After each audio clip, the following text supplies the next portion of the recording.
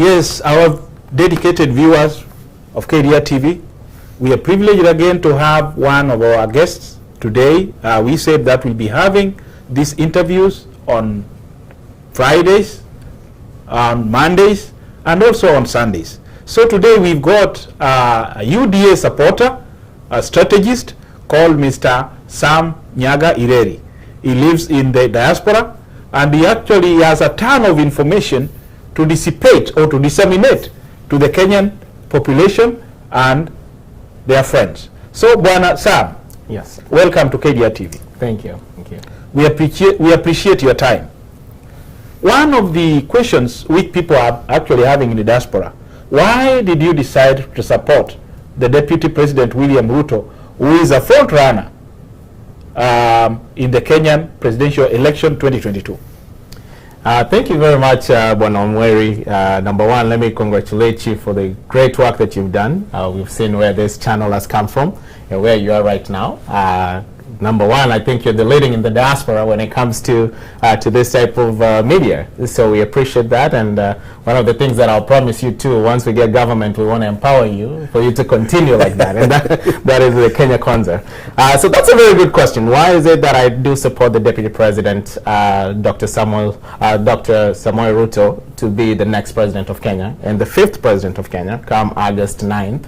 It's very simple. And my thing to it and my view to it is because this is the only person who has understood that we the people do matter. We the people, we should be able to be the ones driving our own agenda. The Deputy President, you know, he's not a newcomer into politics. He's been there. But of all the people running, and especially when I say that, we only have basically two sides. It's either Mheshimiwa Ruto or the former Prime Minister.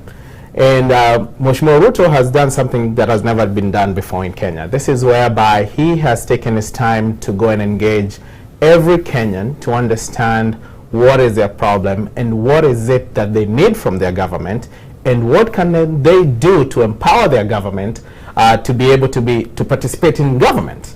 And that has been very simple. And one of the things that has come up is, guess what? The standards of living are so high, such that the common person right now, all they care about is the economy. And so he has crafted his agenda around economy and around what people really want. So that is my number one driving force as to why I'm supporting him. Also, the other reason, which is a secondary one, is looking at the leadership that has been there. Majority of people from the other side, and now I hear it's called Azimio One Kenya Alliance that started today. The people from that other side, they've been in leadership for so long. Actually, when I was growing up, they were there. They were still fighting positions. And the country has changed. The country has evolved from where we used to do politics the same way of who's a good leader. When they come here, we need to sing for them because they are leaders. To what have you done for me, and what can you do to make sure my family today has ugali on the table? And that's basically it. Thank you very much. You've spoken about good leadership. Even Mheshimiwa Ruto has been a leader since 1992. So he has also been part and parcel of the previous government, even during Moi's time. So all of them we are actually seeing today especially who are contesting to be a presidential candidate. I mean, not really presidential, but presidents of Kenya. They have also been. I mean, Ruto has also been there for time immemorial. And the only problem is, not really the only problem, but the only issue here is he has not actually stood, or he has not run for the presidential election any time. This is his first time, but he has also been a leader for a very long time. That is very correct. Yeah, he started politics in 1992. We remember very well the YK 92. Sure. We remember the Jirongos that came around. Sure. So that's something that I'm not saying he hasn't been there. He has been there, but look at when he started. When he was there, he started as a nobody, right? He created himself to be the person that he is right now, versus the other people who are handed over just because of the name recognition. So that's number one. Number two, yes, he has also evolved as a leader. He has sat down and saw that we've been doing business one way, and now it's high time we do business a different way, so that we can be able to compete out here with the other countries, out here in the economy. Kenya can be somewhere in the map and not just because of what we can attract, but also because of what we can do for ourselves. So yes, he's been a leader, he's been in government, and actually, mind you, if we look back, and this is a good question that comes up all the time, is wherever he's been in government, has he done any change to that, right? Has there been change that has been experienced when he's been in government? That has happened. Look at the ministries that he's been into. You know, we have agriculture, number one. We have higher education. He was the minister then. Then he was the deputy president. And when I talk about being the deputy president, yes, he's still the deputy president per se. But when he was actively the deputy president, the first term of Uhuru Ruto, we did see what happened versus the handshake now, right? So that's why I'm saying he has done change, and actually he has evolved with time. And that's the key difference with that. Yes, you can be in leadership for a while, but you're not evolving as a leader. The same thing, we even take it to corporate worlds. If you look at when the business leader starts a business, right, they come from a business, it gets to a point, if they cannot adjust to the growth of the business, they have to step aside for somebody else to come and drive that business to the next level. Yeah, let's now start doing what we call comparative analysis. Yes. You have actually brought this issue forward.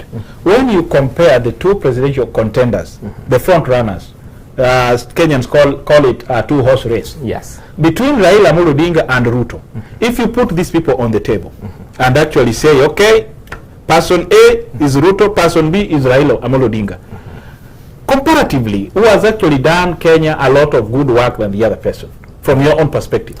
So let me begin with that, and that's a very good question, and I think is what should be on the table this coming election. Sure. We should be able to look at people's portfolios, look at people's backgrounds, look at what you've done, right? Because your work gets attached to you. Sure. The former Prime Minister, I would say, number one, kudos to him. I'm very thankful for the work that he has done to Kenya. Actually, we do owe him a great gratitude for where we are today in Kenya. If it wasn't for him, and I remember this very well, I was still young, but during 92 politics, I do remember my dad was in politics. He was also running during that time when multi-party was coming in. Not only your dad, you should also say your mom, you know. And my mom, yes. She also did run Makadara. Yes. And also, actually, she ran against my dad too in Mbere. so yes, I do come from a family of politics. So I understood politics a little bit earlier than most people can understand politics. Sure. And I do remember when that pickup truck was coming to Kasarani, when Raila was up there, my father was on the sides of that. Everybody was so happy about multipartyism. He has sacrificed a lot for our country. He has actually, without him, we wouldn't even be where we are. Without him, we wouldn't even be without Ruto running for president. Let me just say that. Sure. But this is the problem that we have in Africa. We have in Africa whereby, yes, you have sacrificed so much for the country to be where it is, and it takes time and years. But we get stuck whereby we don't want to evolve from that. We get stuck whereby we don't want to let new leadership come on board and take the country to the next level. Because my thinking, I'm a 90s kid, so I was born in the 80s, but I'm a 90s kid. That's when I remember we enjoyed life very well. Sure. I cannot say I'm going to get stuck in the 90s because that's what I understand. And my daughter now, who's 18, with TikTok, that I should not let TikTok rule the world because that's where the world is at the moment. So all we're saying is this. Compare the leadership of the former Prime Minister and the leadership of the Deputy President. Sure. Where are we at this era? We do agree that he has done a lot, the former Prime Minister, but all we're saying is now let new leadership come on board and top what you have done. Top that democracy. When we look at devolution, right? He was a champion of devolution. Yes. Now let's increase this devolution whereby it's not just devolution because of governance, but there's also devolution in economy, whereby we can be able to support the next person to continue to bring this economy up and Kenya to be able to compete. So we are saying he's a statesman, but he should step aside. You've done a lot for us. We will keep that statesmanship for you. We will always respect you. We'll respect what you want to bring, want to bring to the table, and just advise us from the sidelines. And we appreciate that. A lot of leaders actually did that. We can't say now every leader that brings or it's part of championing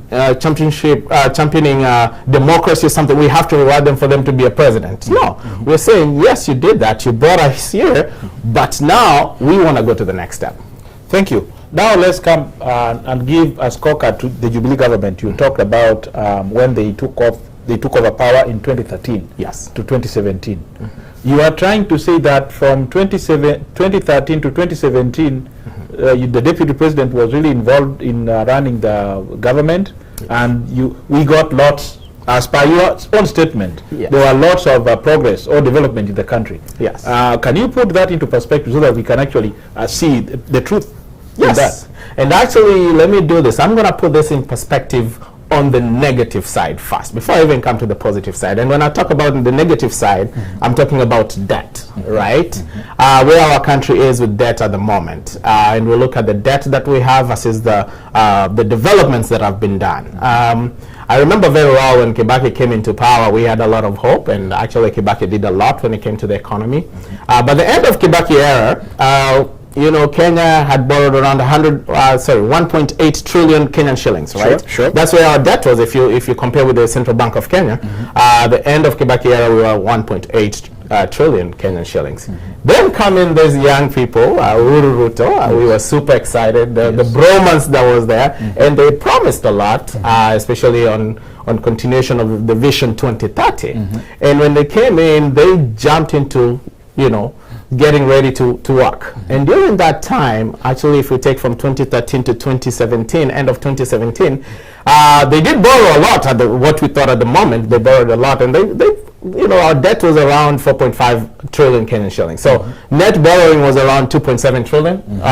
So that's what they borrowed. And during that time when they borrowed that money, we could see what was happening, right? We could see the railways out there. It's something that you could touch and know, okay, yes, we've borrowed from China, but we can see what has been done. Sure. Now, come in 2017, we have 2 elections, and after that, the famous handshake comes into play, and now the deputy president is sidelined from the government, and now we have, actually, I wouldn't say Raila even acted as a deputy president. Raila actually has acted as a co-president. If per se, I would say that, because whatever his agendas are, which he was in the opposition, the government is doing the agendas of the opposition, and the opposition,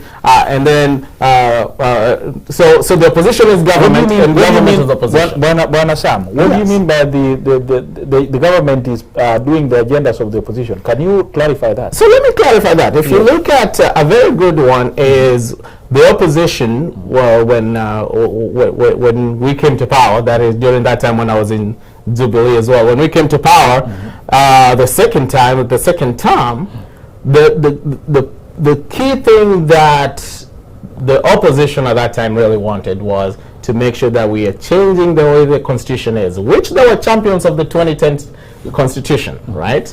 And they said, okay, for the peace of Kenyans, we want inclusivity, right? But the way they sold that inclusivity was inclusivity with rewarding people. Right? And it's not inclusivity as a community coming to the table, it's actually individuals coming to the table who's still going to be calling the shots. And if you look at the way the business was being done during 2013 to 2017, we had whereby the government was very actively wanting to show that we are competing in a new era, right? But the folks who were on the other side, who were there during opposition at that time, they saw the only way we can be able to put a full stop to this development is we have to join to cause chaos, and once we cause chaos, the government has to come back. We remember the Nusumkate era. And remember the boycotts that were being called for, right? Yes. We had a lot of boycotts. That is in Kibaki's time, yeah. Yeah, so we had a lot of boycotts that have been called upon. Yep. And during the boycotts, our economy really crashed, right? So it was like, we are holding you hostage, basically. But then, when the handshake happened, to what I could have actually even wanted to see is, yes, we have a handshake that has happened, but you're still in opposition, you're still keeping checks on us. Because right now, if you ask, who is keeping checks and balances of the government? Pretty much nobody, because it's actually part of the government that's keeping check, which is the part of the deputy president keeping the government in check. So it forced us from being in government to being in opposition in government, and then the opposition being in government. And nowhere in the world, and I repeat, nowhere in the world have we ever seen this happen, right? Yeah, but now the thing is, Wananyaga, we have not actually, you have not elaborated to our viewers exactly, or to me exactly, how the government is performing the opposition agenda. So that is what actually you brought that forward. So exactly. Can you expound on that? You're not so let me go back to the figures, because I do believe in one thing: figures don't lie. Sure, right? Figures don't lie. Sure. So let's go. Actually, I was talking about how much money was borrowed during the first term, right? Sure. We were at 2.7 trillion. Yeah. So now come 2017 to up to date, even call it to the end of the fiscal year of 2021. Sure. The government has borrowed pretty much 8.5 trillion in debt, right? And then we have all these guarantees from different things coming to like around 3.4 trillion Kenyan shillings. So we're looking at a government that has borrowed roughly about 12 trillion, right? Out of 12 trillion, what's that been done during 2017-2021 handshake era, right? Nothing. The main key thing that became a focus was BBI, because now we needed to change the constitution to whereby inclusivity for everybody was there. But the way it was sold, yes, inclusivity is a good thing. There are some good things in the BBI, but the major things in the BBI that was the driving agenda to it was we have to create positions for people who are not in government so they can be in government. The people who have been leading in the leadership that has been there has to be part of government by rewarding them those positions. And that's why we said, no. We are not going to support BBI because of that simple fact. So now the debt has increased, and then I ask you, what has been done during this period of time? Because the roads that started, all the projects that started in 2013 when they got into, they got into power, it's what they want to complete in a few months to show that, guess what, we have done something. But those projects, the rate at which they were going at in 2013 to 2017 versus 2017 to 2021, you can't say there's been any development because the focus changed after the handshake. Let me take you back. Let's now focus on in central Kenya. Yes. The president went to Sagana 3, and in that particular meeting, we were actually shown the developments which have occurred in central Kenya from 2017 to date. And nobody has actually questioned that. And we've got the figures to support that statement. Now, when you say that the government is doing the opposition agenda, and you know, in Central Kenya, is Central Kenya an opposition zone now, or what is actually happening? So because we've seen that one happen. When we go to places like in Nyanza, yes, we've seen the revival of the port of Kisumu. We have seen the revival of lots of road network also happening down there.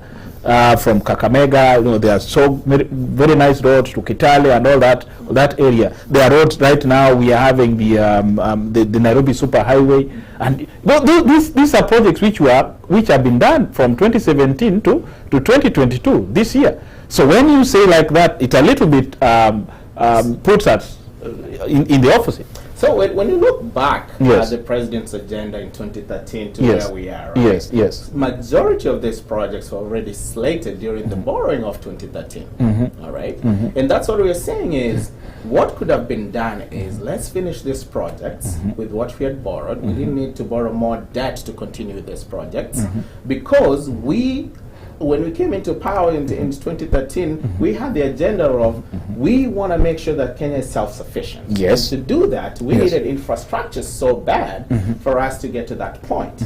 And we were continuing actually with Kibaki's Vision 2030. Yes. Right? Yes. And that's what we needed when we got into power, we needed to accomplish. There are a few mistakes that happened during that period of time. For example, I think they were super aggressive in the infrastructure and how they wanted things done so quickly.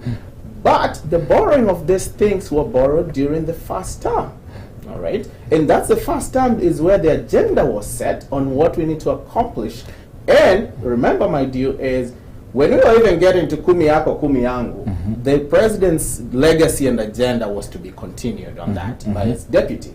So it was setting stage for all that to do. Now the question comes in, the borrowing that has happened from 2017, if these things were already slated for, from 2017 to 2021, what has the money done? And that's the biggest question is, we are asking, tell us where has the money done. Because Thank you. when you look at back, Yes. the things that we're talking about, we had already talked about those things, right? And the money had already been facilitated for that, and the money continued to flow in as we continue, but new borrowing came into place whereby the money we don't understand. And we look at like BBI, spent a lot of money on BBI. At the end of the day, it's dead. It's a dead horse.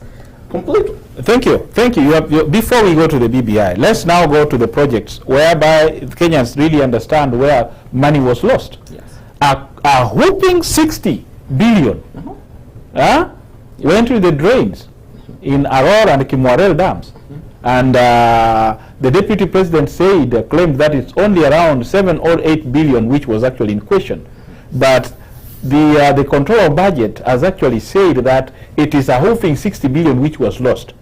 And when you say that the projects, I mean, the opposition maybe took this money, we are not actually seeing where the opposition took the money. If you are talking about the agenda of BBI was supposed to cost Kenyans like 2 billion. And it's not end up costing. We don't know yet. Yeah, we don't know yet. That's what I'm saying. It's not actually even complete. Yeah. The technical team were the ones actually going around the country getting views from Kenyans. So it's not actually, you can't say that is where the money got stolen. Yeah, talk of the 2 billion which BBI was supposed to spend, and the 60 billion which went to Aurora and Kimwarel. And the problem is the people who are, I mean, the leadership which the deputy president put in place in his half-half or 50-50 government are the ones who are at stake. So can you expand on that, sir? So let me expand on this one, because this is a big issue that always keeps coming up about Kimwarel. Yes. The money that got lost, and everything gets attached to the deputy president. Yes. Let me start by this. Yes. We have one president at a time. Yes. All right. Yes. Yes, the deputy president, he is part of government. Yes. He is answerable for whatever has happened. When the deputy president spoke on Kimwarel and said this is what it is, we have been looking at the figures and where that money went. So the government, yes, it's part and parcel to figure out where the money went and how would it be recuperated back and who are responsible for that, right? There's this issue that always keeps being brought up when Kimwarel comes up and issues come up about it was a 50-50 government. It wasn't a 50-50 government. We had a president, we had a deputy president whose mandates have been stated very well by the Constitution, what it's supposed to do.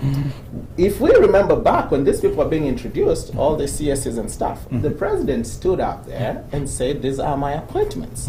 So this back deals of it was 50-50. Nobody has come up with a document like the one we saw with KWANZA come up and say, hey, guess what? Raila was supposed to leave the presidency for me whether we win or not, and he has a document to prove it. Yes. Nobody has come up with a document and say, hey, Mheshimiwa Ruto, you have 50% of the government and I have 50%. You run this part of government and I run this. We are co-president. Nothing ever happened of the sort, right? Okay. All we hear is about rumors of, okay, these people were appointments and all that. And the process to bring these people on board, it was very clear during daylight, right? So going back to this money that getting lost, yes, there's some money that has been lost. And this Not some. It's a lot of money. And you know, the problem that we've had, and this is where now we want to change how government works, is because we've been working from trickle up, trickle down, right? So we bring money to the top guys here, and we tell you, guess what? You have this 60 billion. Go figure this thing out, and money gets lost in between before it came on NG. But what we are saying this time around is we have done business there since 1963, where our country is at right at the moment. It shouldn't be there. So what we are doing now, we are empowering the people at the bottom and telling you drive the economy. Start driving the economy of your family. That's where we're starting, right? Instead of me giving you 6,000 every month and you coming back for the 6,000 again, which is $60, and you have to survive with that throughout the month for a family of 8 or 10, we are telling you, guess what? Here's 100,000 Kenyan shillings. Yes, you already sell sukuma wiki and tomatoes on the market. Go figure out how you can increase the type of crops and other fruits that you can sell to make sure your family is fed well. We're telling that farmer, guess what? Your cow produces only 4 liters of milk every day.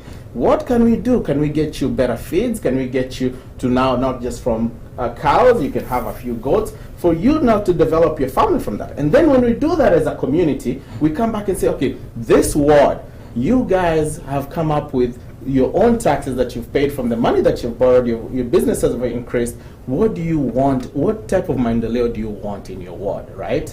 And we shift from this part of now billions of money has been borrowed, and these billions have been brought to this ministry, and now the ministry decides, okay, we're going to go build schools, we're going to go build electricity and the road.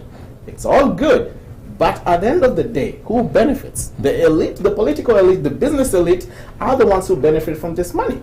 So we are saying, guess what? Business is not as usual. Now what we need to do is we need to empower people from the bottom, and we give you the money for you to drive that economy. And while you're doing that, check the government, because now you have the power to check the government. So how are you going to, so you are telling me that you are going to give every Kenyan, for example, you've thrown a figure there of 100,000. So you are going to give every Kenyan 100,000? No, this is what we're saying. Yes. If you look at Kenya, right now, our main economy is on agriculture, right? Sure, sure. We look at agriculture, Juakali, and all that, yes. So we are looking at two sectors that we need to kind of work on. Agriculture is one, and then the small, medium enterprises, businesses, right? And what we're saying is this: we need to have the government. For example, let me give you a good. We have like 600 billion that we borrow for infrastructure, right, in the fiscal year. So we are saying this 600 billion, okay, let's change the way this money is used. Bring this money, devolve it all the way down, and let people come and borrow this money from the government, right? And when they borrow this money, we help them, number one, with education of what they're going to do, right? So if it's a business and you're a farmer, how can we educate you to get better feed? How can we educate you to use the best fertilizers out there? How much money do you need? And then now we increase the yields that you make, right? Let's say a good example, like in Kenya, we, let me use maize, which is planted in most places, right? Per acre on average, we get, 8 bags of maize. So how can we be able to compete while a place like Egypt has 40 bags per acre, right? So all we can be able to do, and why we have those 8 bags is because these people, they go back and use the same feeds for last year, the same maize that we harvested last year. Let me plant this maize, right? So I have to keep some for me to plant again. But if we can be able to tell them, let's put all this maize into the economy, go sell it, let's produce more food.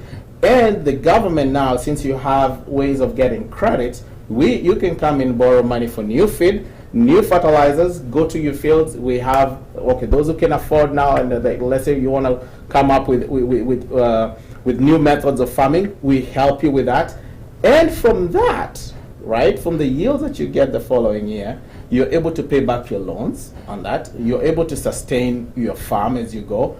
And as you continue to do that, now we kick in things like agro-processing, right? Your maize, you're cultivating your maize in your farm here. Let's say this ward, what can we bring a plant here to start guessing what? Putting flour together. And if you're putting flour together, how do we market this flour? Not just in Kenya, but to the neighboring wards, to the neighboring countries. And by doing that, we're also looking at the Juakali sector too.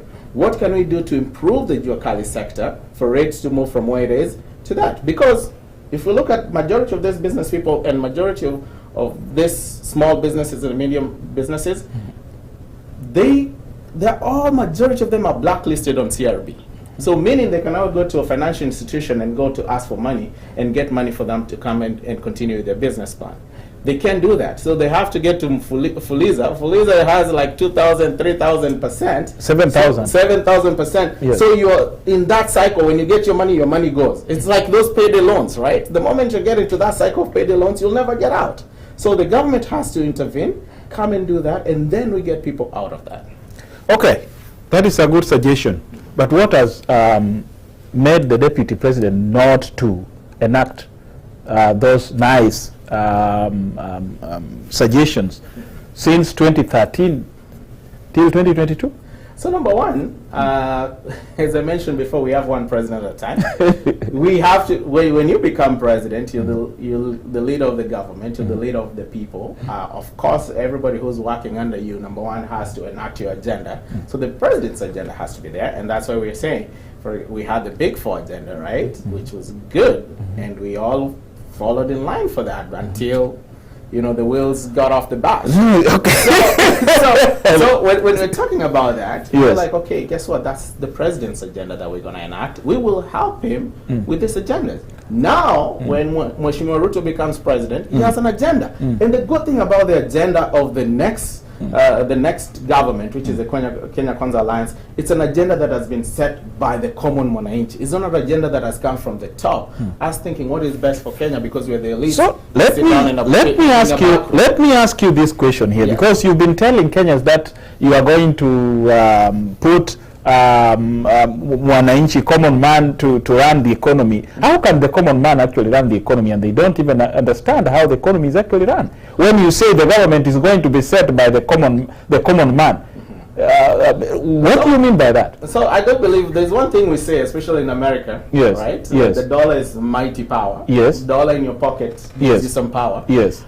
This is what we're trying to do. Yes. What we're trying to do is, number one, we want to make sure that if you look at per capita debt that we have in Kenya, during the Kibaki era, per capita debt was like 22,500 per person. Now, right now, we are 250, right? For you, how many people make 250,000 Kenyan shillings in a day or in a month? Very few, right? But what we are saying is this. Let this money come to help people who have ideas. Because huyu mama mboga, where she is at kwa kibanda, this lady always thinks about how to make her business best. I do remember a long time ago when we went to buy mboga, they would just wrap the mboga for you to go home, right? Yes, yes. Then from there they started, guess what? Me, I'm going to chop this mboga. Yes. Kwa sababu huyu mama mwingine hapa kando afanye hivyo, I'm going to cut my sukuma wiki, so when you come, it's ready for you. So guess what? When I come as a consumer, I have a ready product here that I don't have to go and do that. So I'm going to buy from them. And then they evolve from there. I'm going to put them in Ziplocs. And then from Ziplocs, guess what? Now we have WhatsApp. I can deliver, right? So we want to empower this person instead of now this person saying, hey, I'm going to be able to, I cannot be able to deliver today, or I'll deliver at the front door of the old estate for you to come there. She can be able to make sure that the delivery now process is coming to door, right? And at that, doing that, you're empowering this person to make more profit. When they make more profit, they're building more wealth. Now they diversify from kutoka kibanda. Now I can go and guess what? I can go open a shop. Then my daughter who's now graduating, I can open a salon for her. This money came all from down here. And now the government, how we come in, we say, guess what? Yes, you're building wealth. We understand that. You need money in your pocket, but we also have to tax you a little bit. We have to tax you because we have this kumawiki that you're taking around. We need better roads for your car so you don't have to keep going back to the mechanic shop, right? So we have to fix the roads. And how we're fixing those roads is, yes, we are taking a little bit from you in form of taxes to go back and do this job. This has been done all over the world. The developed worlds, if you look, for example, in America, taxes are so high. And then you also look at different states. Depending on which state you stay, you pay more and you can see where the money is going. And if you don't like that, you kick the government out, you elect new people. And so that's what we're saying in Kenya KWANZA is we are promising to come back to the people, to empower them, give them the loans, because the loans is what is not there. Once the Kenyan person has the loan, the Kenyan people know how to make money, right? Now they have capital. They go ahead with their businesses. The farmer, now we're saying, okay, guess what? The development now we're bringing to you, it's an agro-processing plant right here for what you guys do. Then now sell your feeds here, continue with that, and empower people with that.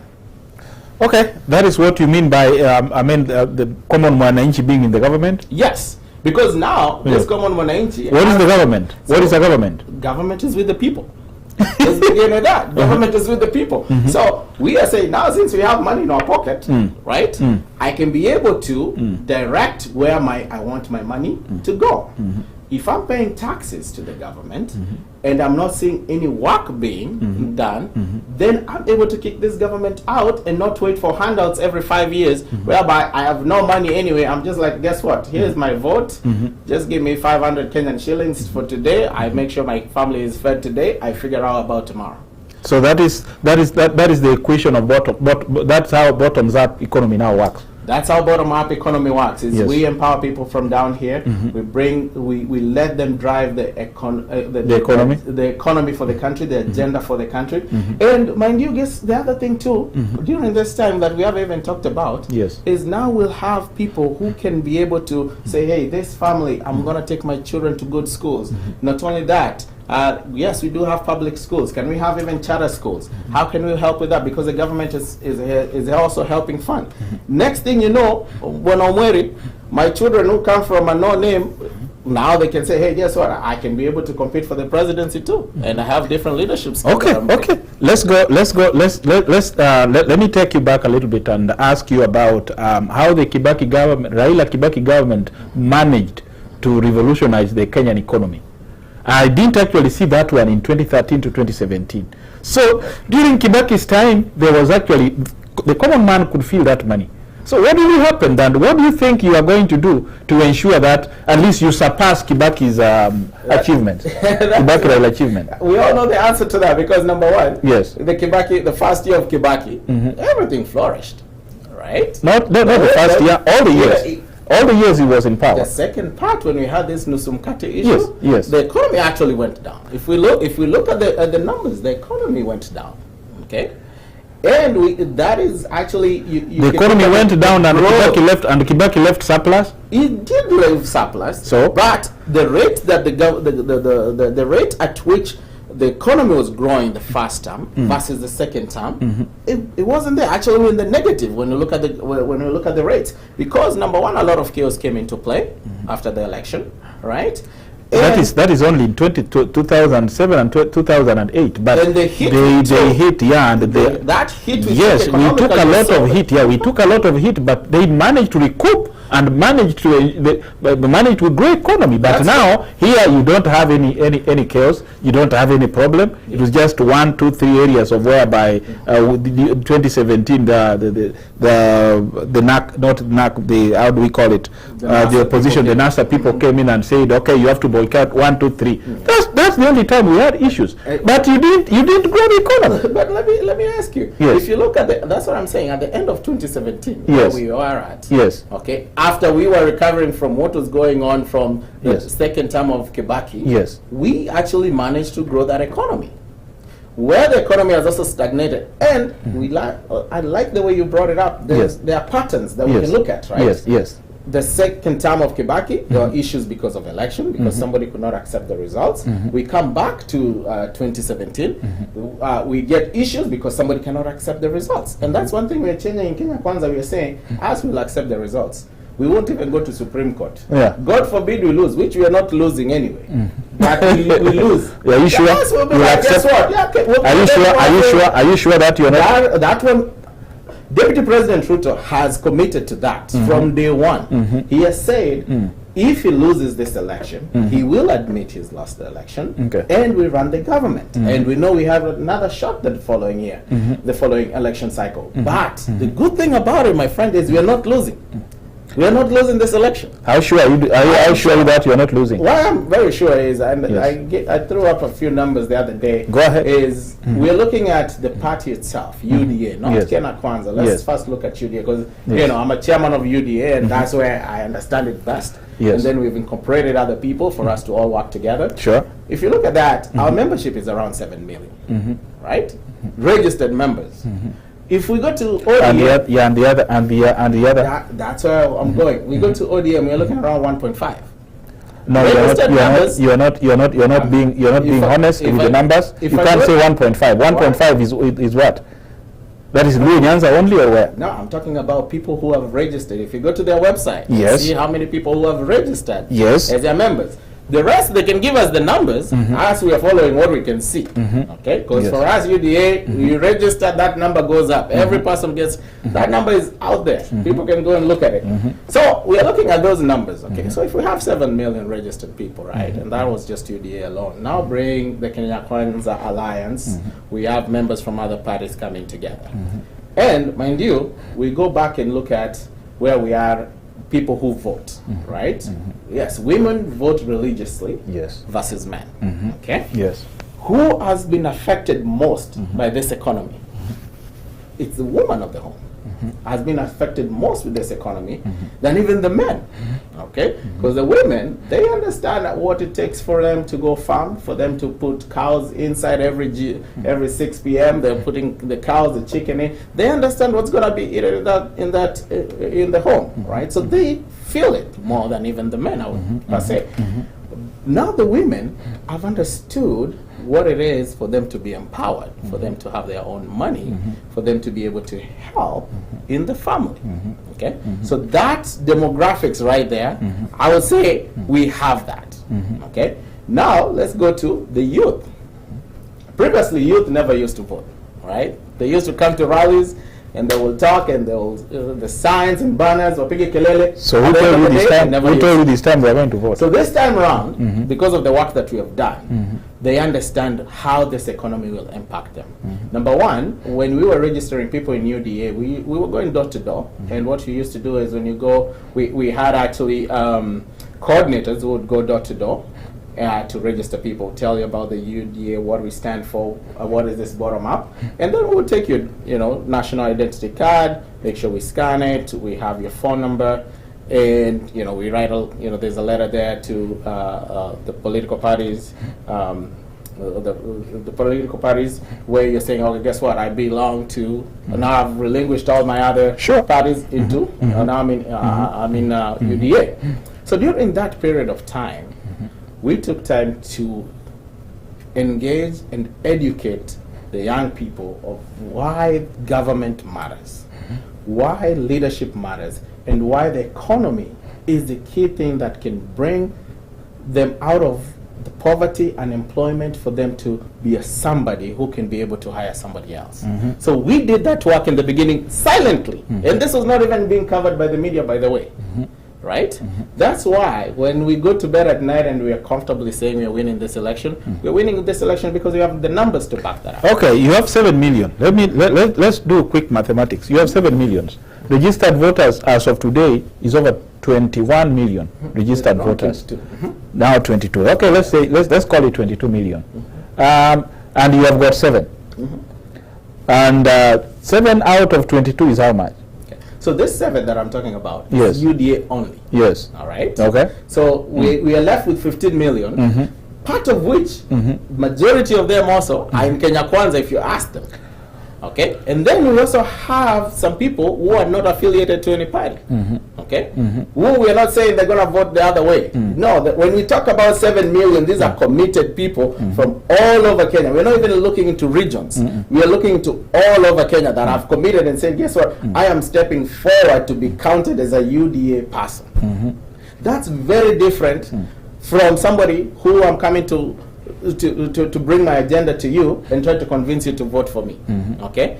We still have this other 15 million on the side. That's non-UDA. Now, of all 82 parties that we have, or is it 84 parties that we have?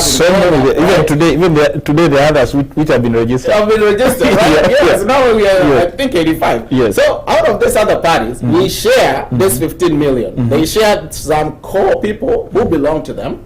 All right? But there's still some people who are undecided that we have to talk to. So if you bring people from ANC to our side from that 15 million, bring people from Ford Kenya to our side, bring people from Moses Kuria, Kabogo, we have them there. So you bring all these people, let's say now we're left with 3 million undecided voters. No way. that is pure mathematics. Out of the 15, that is pure mathematics. Say out of 15, ODM takes 7. Okay. Or even ODM and the other party takes 10. Okay? So they are 10 and we are at 7. And then now we have a playing ground. We'll definitely, that is a point for, that we'll definitely have to crunch the numbers next time when we have this particular discussion. But thank you very much, Bwana Nyaga, for having your time to come and tell us a little bit more about the UDA, the organization, and how you're planning to run the government if you win. We are winning. Thank you very much. Thank you. Till next time, thank you very much. May God bless you. Thank you very much.